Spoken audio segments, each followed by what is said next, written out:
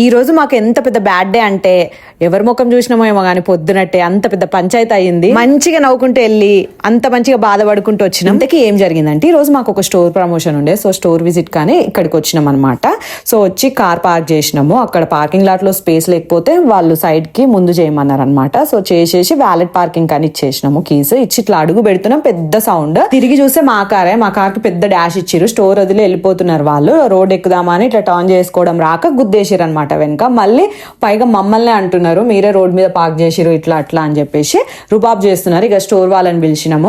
అక్కడ సెక్యూరిటీస్ ఉంటారుగా, వాళ్ళని పిలిస్తే మీరు చెప్తానే కదా మేము ఇక్కడ చేసినాం, మేము రాంగ్ గా పార్క్ చేసినాం అని అడిగితే అవును వాళ్ళు ఏం చేయలేదు కరెక్ట్నే ఉన్నారు, మీరే ఇట్లా డ్రైవింగ్ చేయరాక మీరు తప్పు చేసిరు అని అంటే ఇంకా పైగా మాతోని ఆర్గ్యూ చేసి కార్ ఎక్కి వెళ్ళిపోదామని ప్లాన్ చేసిరు. అంత రికార్డ్ చేస్తుంటే ఆగిపోయారు వాళ్ళు.